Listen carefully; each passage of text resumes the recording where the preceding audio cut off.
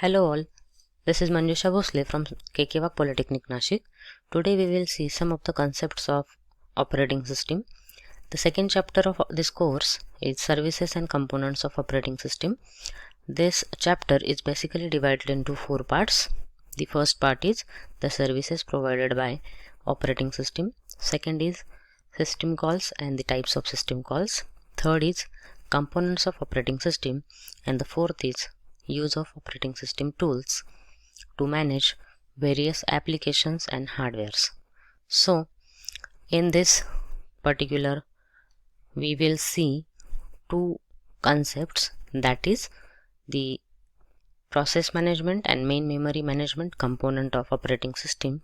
But before that, you should know that what are different components of operating system.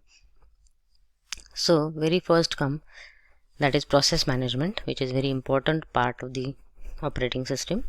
Then comes main memory management, file management, IO system management, and secondary storage management.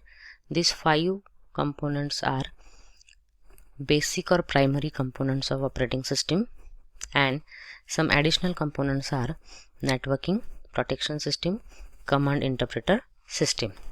So very first question is that if it is a component, then is it a hardware part of the operating system? Then the answer is no. We can create a system as large and complex as an operating system only by partitioning it into smaller pieces. Each piece should be a well-defined portion of the system with carefully defined inputs, outputs, and functions. So for all systems it is not same. However, many modern systems share the goal of supporting the system component that I listed out here. So let us start with first component of operating system, that is process management, and then we'll go for main memory management. So what is process management? Before that, you should know the definition of process. So a process is nothing but a program in execution. A program does nothing unless its instructions are executed by a CPU. That means whenever any instruction is being executed by the CPU, that is called as a process. But if CPU is not executing any process, at that time that process is called as a program.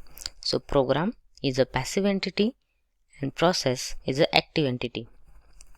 A process can be thought of as a program in execution, but its definition will broaden as we explore it further.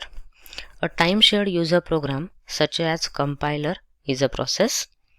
A word processing program being run by an individual on a PC is a process.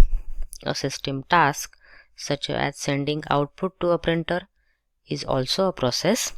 For now, you can consider a process to be a job or a time-shared program, but later you will learn that concept in more general in the third chapter, that is process management.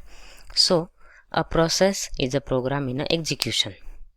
A process needs certain resources including CPU time, memory, files, and IO devices to accomplish its task. A process is the unit of work in a system. Such a system consists of a collection of processes, some of which are operating system processes and the rest of which are user processes. All these processes can potentially execute concurrently by multiplexing the CPU among them, which is also called as context switch. The operating system is responsible for the activities given here. First is process creation and deletion, that is to create and to delete the process. Operating system is responsible, but sometime it may be created or deleted by an user or any another process. The second is process suspension and resuming the process, that is whenever the process is demanding for more resources and it is not feasible to allocate those resources to that process, then at that time the process may be suspended, and afterwards whenever the resources will be available, it is resumed. Then third is provision of mechanism for process synchronization and process communication. That means as the processes executes one by one, that is in sequential manner, it may happen that the input of one process may be the output of previous process.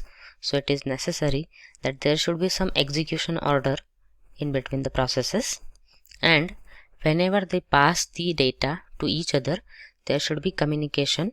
So these two mechanisms should be provided by operating system. So all these are the activities of operating system under this process management component. Now this is all about process management component of operating system. Then the second is main memory management. As we know that main memory is a central part to the operating system. It is large array of words or bytes ranging in size from hundreds of thousands or billions. Each word or byte has its own address. Main memory is a repository of quickly accessible data shared by the CPU and other I/O devices.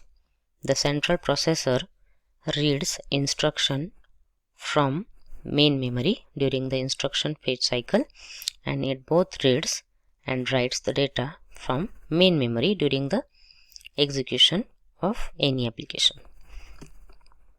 So memory has various types like main memory, secondary memory, cache memory, or some another memories.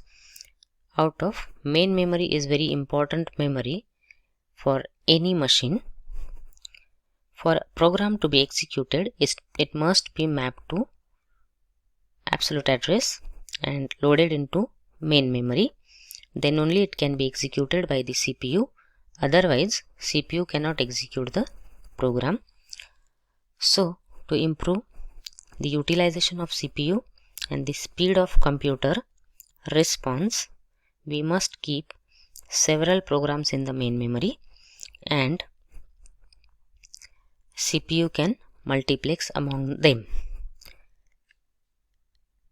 Main memory is a volatile storage device. It loses its contents in the case of system failure.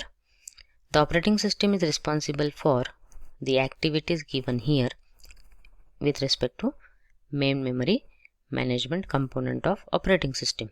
That is, to keep the track of which part of main memory are currently being used by whom. That means which process is now or currently stored in the main memory for its execution, and what is the address of that process.